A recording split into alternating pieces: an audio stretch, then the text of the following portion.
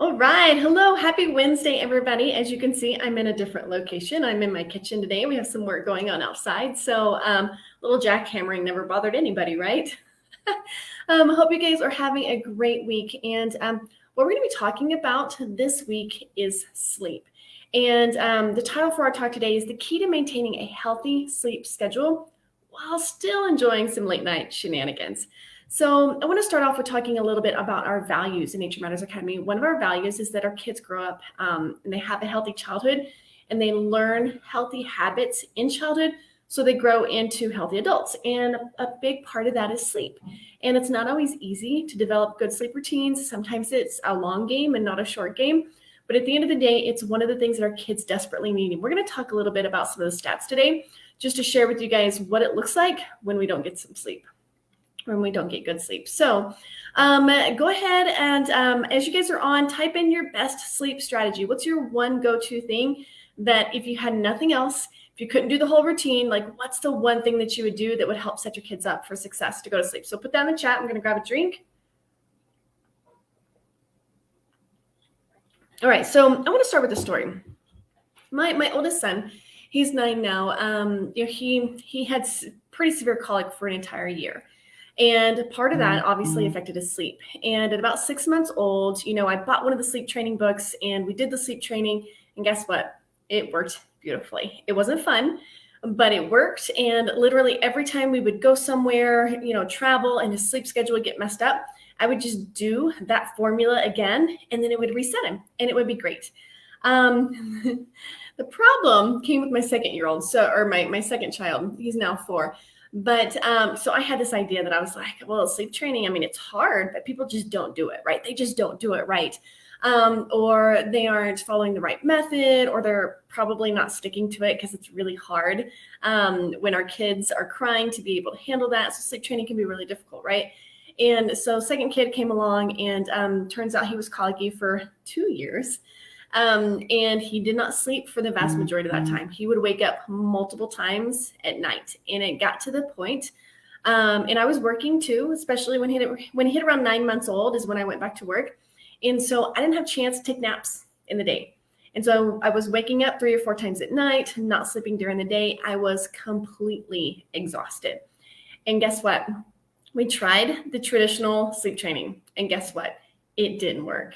It didn't work at all. If anything, I'm pretty sure it made things worse.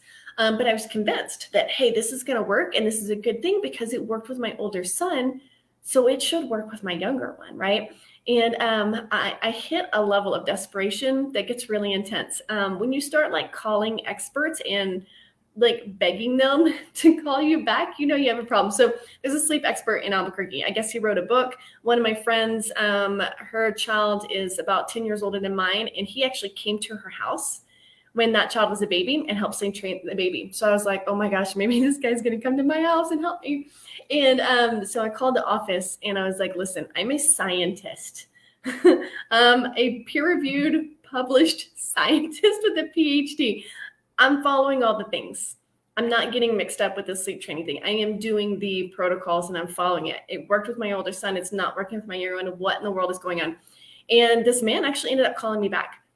And we talked for a good 30 minutes. And what he said was really valuable. And I think it's really important for you guys to hear. He said that sleep training worked beautifully for his older daughter. It did nothing for his younger daughter.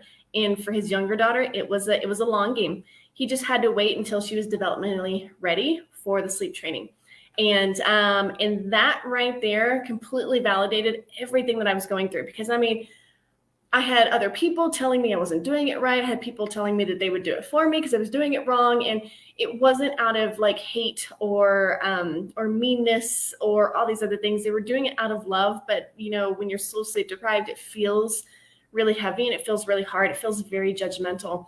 And this guy was like, you're just gonna have to wait.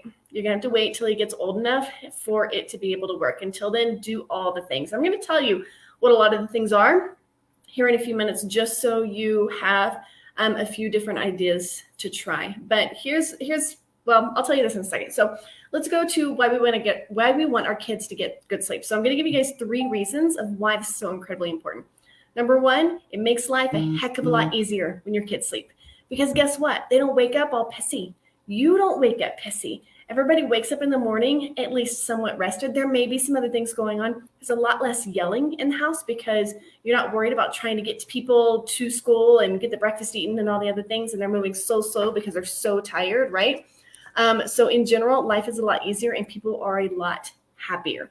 So it's probably one of the most important reasons for getting good sleep. It's just less chaos in the house. So number 2 is it makes your kids healthier. And there is so much research, especially in the adult space, of what sleep does, what a lack of sleep does to our body. So research shows that if you're getting less than 7 hours of sleep a night, it not only causes cognitive decline, so you're not thinking as well. That one's kind of a given, right? But research actually shows that it increases your risk for dying of like any major disease. So heart disease, diabetes, cancer, whatever. It increases your risk of not surviving those. And if you think about it, that makes sense because at night, it's when your body kind of rejuvenates. And but here's interesting, less than 6 hours of sleep a night, it's lower blood flow to your brain. And essentially it declines your mood, your focus, and your memory for days. And I thought that was an interesting part because we all know that people's moods not good when they don't sleep, their focus not good, their memory not good when they don't get a good night's sleep. But the fact that it holds on for days.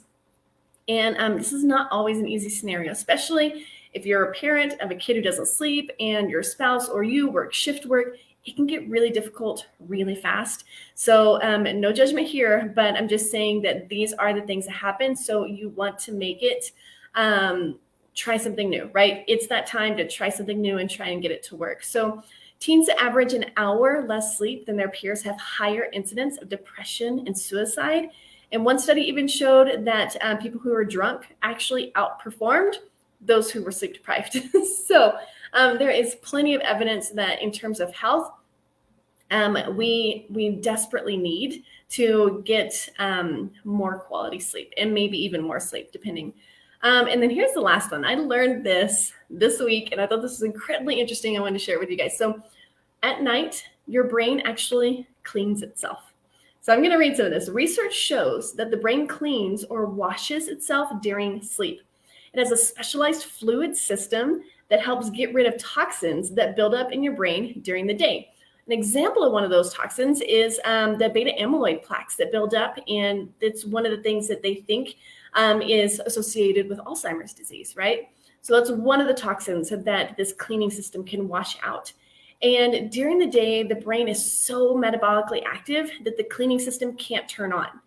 And so that means it only turns on when you're at rest at night.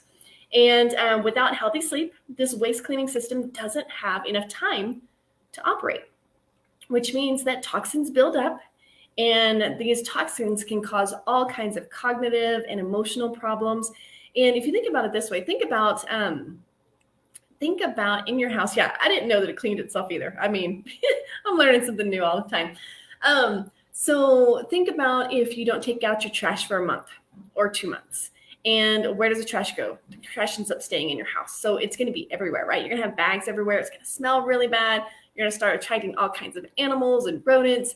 And it's not a healthy way to live. And we want to think about that when it comes to our brain, that our brain needs time to not only, do all the things that it needs to do at night, but also to clean itself and get rid of all those toxins so that it's there's a fresh start for the next day. So I want to go over what the American Pediatric Association, American Academy of Pediatrics, you know what I mean, their basic guidelines for sleep for children. So, so infant, 4 months to about a year, you're looking at about 12 to 16 hours per 24-hour period. Children 1 to 2 years old, you're looking at about 11 to 14 hours. Children 3 to 5 years old, you're looking at 10 to 13 hours a day. And then your teenagers, you're looking at about 8 to 10 hours a day. Typically, we say for adults, we need 8. A lot of times they say that teenagers need more sleep than adults do because all the hormonal change and all the things that's going on, they just need a little bit more support there. So it's a really easy way to think about it. You guys, 8:30 is a super normal bedtime across so many households. And if you think about it, the kids go to bed at 8:30, they're probably asleep around 9, right? And then if they're waking up the next morning to start school, to start their day, to start homeschool, whatever, say they're waking up at 7, then that is 10 hours of sleep. And 10 hours of sleep is a great amount of sleep for kids age 3 all the way up to the teen years. And so 8:30 is a really good time to shoot for because it helps them to have enough time to get sleep by around 9. Yeah, you guys, Teresa has insomnia. I was thinking about Teresa as I was writing this talk. I was like, oh my gosh, I hope she doesn't take offense, because insomnia is a whole other thing. And actually, let's talk about that for a second, because that's really important. There are some people who sleep really well, and there are some kids who sleep really well. And if they get to bed, sometimes it's hard to get to sleep, but once they get to bed, if they're asleep, they're going to sleep all night. There are other people who have chronic insomnia, like Teresa does, and it might be easy to get to sleep, but then you're waking up in the middle of the night.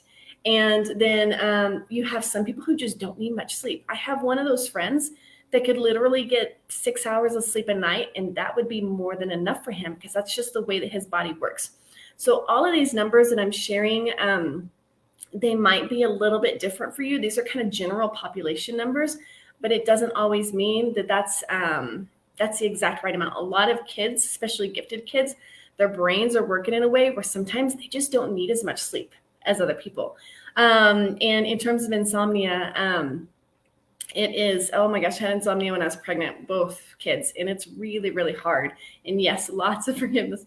Oh, I get 5 hours of my best day. Oh, Teresa, I'm so sorry. I read something. Oh my gosh, I need to find it. I think it was like a cup of warm milk, a teaspoon of vanilla, and a teaspoon of sugar, and drinking that before bed. And I read it in one of the brain books, and it was, I think, Daniel Amen's recipe, but he said that the sweetness in the sugar helps to increase serotonin, which might help you to fall asleep. And honestly, it kind of sounds delicious. So anyway, maybe it'd be worth a try. Warm milk, I don't know, but possible. All right, guys, so what I want to do now is I want to give you guys a list of suggestions based on the parents in this group, because I think that's really important. We can all read the books, we can all do the things, but at the end of the day, just having other suggestions from parents in our group is incredibly important and really valuable. One of the things I want to mention, I believe it's Rachel Verdon in our group. She, this is true. My dad's side, they usually get about 4 to 5 hours and are refreshed and good to go. See, that is part of it. And I'm going to just say it. Those people are weird, but it's awesome. I have a friend like that, and he operates just fine on relatively little sleep. He is so incredibly smart, and it's just the way his body works. And so again, all those statistics are for, kind of the average person, but there are people that are outside. There's variability in nature. There's always variability in nature. So there's people outside of those realms, and they function fine. So keep that in mind too. And so what I want to share with you now is, as I mentioned, these different strategies that some parents use. So Rachel had mentioned that at the end of the day, her biggest problem was her son was not getting enough exercise, because at night he would be kind of, rambunctious and riled up, and he had started regular public school and they just weren't moving enough. And she said the moment that she took him out of regular public school, put him back in like a nature school, and where he was getting significantly more steps a day. So he was getting like 15,000 steps a day. She put a pedometer on him in the nature school, and he was only getting like 6,000 steps a day in the regular public school. And she said that was the deal breaker. That was what caused him to sleep more. So moving, not moving right before bed, because obviously that kind of gets him going. But moving in terms of, an hour or two before bedtime, you just really want them moving as much of the day as possible. One parent even suggested 2 hours. If they don't get 2 hours of physical activity in every day, the kids aren't sleeping. And so that might be a really good number to shoot for. In fact, I think that is the American Physical Education Association. That's their suggestion for most kids, is they have about 2 hours of physical activity each day. So let me tell you a few other things. Meditation. So a meditation app or a bedtime story app, that was a game changer for me. So here's the thing. Everyone has different kids. Everyone has different parenting philosophies. Everyone has different types of jobs. what works for one family isn't going to work for another family. One family, I love it. She made it super simple. She said, oh crap, what was it? Something, bath, brush, bed. And that was their morning routine or their evening routine, their bedtime routine. And she said it worked brilliantly. And that's great. We do that and it doesn't work for us. And I mean, we were trying the essential oils and the massages. I mean, we were doing all the things. And my youngest son, he could stay up for a good 2 hours in the dark in his bed playing before he fell asleep. A solid hour every night, but it was usually between 1 and 2 hours that he would stay up. And my oldest son, they share a room. He would go nuts because he needs to get up and go to school and do schoolwork the next morning. And so we ended up downloading a meditation app that's like bedtime stories, and game changer for us. It went from taking 1 to 2 hours to get Briar to fall asleep at night to 20 minutes. And it was amazing. And it's because he wanted to hear the story.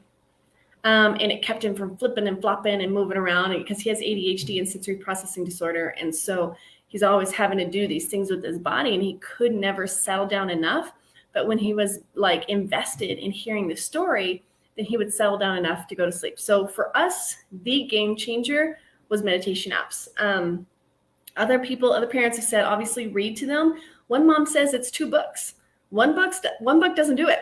She has to read 2 books to get her kids to go to sleep. And I love that because it's like she's paying attention enough to know really what is working and what's not and how to fix it. Let's see, white noise. White noise is huge. We use white noise. Teresa uses white noise. That can really help kids who are easily kind of woken up from their sleep. Back rubs and scratches. Miss Teresa, she does that with her kids. And I've tried to do a little bit of back rubs, but they're usually just flipping and flopping everywhere. It doesn't really work. Bath is good. It always helps kids to calm down, right? Put them to bed earlier. This one came from Jennifer, and I loved it because she was like, there's a window of time where if you put the kids to bed, they will go to sleep. And if you get past that window, they get ramped up. And now it's so incredibly hard to get them to sleep. And then the next morning is absolutely hellacious. And she's like, if you're having problems getting them to sleep, try putting them to bed earlier, because that window of time could be an hour earlier than what you're currently doing. So if you're currently doing 9, try 8 and see how it works. Consistent bedtime, consistent wake schedules. Those are huge, huge, huge, right? Because your body gets into this rhythm where it wakes up just naturally without an alarm. And it gets used to going to bed naturally without being forced. And if you stay in that rhythm, then it's really going to help your kids. Consistent bedtime routine, again, whatever that looks like. It doesn't have to look a certain way. It just needs to work for your kids. And the best person to figure that out, of course, is you. And so just try different things. I loved this one. One mom said a heavy, healthy dinner. And I think I added some carbs in there because the thing is, simple carbs, they actually cause your brain to produce serotonin. And serotonin is the feel-good chemical where it kind of helps you to chill out. So, maybe having a cookie after dinner isn't such a bad thing after all, because, you don't want to have it right before you go to bed because that could ramp them up. But an hour or 2 before they go to sleep, these carbs will help them to go to sleep. And of course, being satiated, she said a heavy, healthy dinner. So if the kids' bellies are full and they're satiated, that also helps them to fall asleep. Peaceful, comfortable environment. That one's kind of a given. That one's pretty important, right? No sugar or screens an hour before bed. So that way their brain has some time to kind of settle down. And let's see, essential oils. A lot of people swear by essential oils, using them to help their kids go to sleep. And if all else fails, I had people giving me all kinds of essential oils for Briar when he was super colicky and not sleeping. And, they always come back and they're like, how did the oils work? And I'm like, honestly, they didn't do anything for his sleep. He was so intense. They didn't do anything for his sleep, but they made me calmer and they made me feel better. And me being calm, I was better able to handle him because I'm like smelling all these lovely smells. So, again, some people it really works, and it's each kid is different. Each kid has their own thing, and you just need to figure out what that is and test different things. So, all right, you guys, thank you so much for being on here with me today. We are, Teresa, I don't know if you can type in the bootcamp link, but it's naturemattersacademy.com/bootcamp sign up. here in 1 month, we are going to host our next boot camp. And it's all about dealing with all the things in parenting that are kind of hard. Like our kids aren't focusing, they aren't listening, they're talking back, they're doing all the things. But guess what? We leverage nature and STEM, and we leverage learning with our kids and having a heck of a good time to deal with these issues that are hard. We aren't therapists. We're not sitting down and talking about our feelings and all the things. We're getting outside. We're having fun. And in the process of doing that, we're learning self-regulation. The kids are being kinder. There's less sibling rivalry. There's less back talk. They're focusing long enough to get their work done because they're having a good time and they're engaged. And so the way that we go about all that is very, very different and very unique. And we want to invite you to come and spend time with us as we go through this boot camp. So she's going to add the link, and we are so excited to see you guys at the boot camp in a month. Go ahead and sign up today, reserve your spot, and then we'll get going on the 1st of November, I believe it is. All right. Hope you guys have a wonderful afternoon. Bye.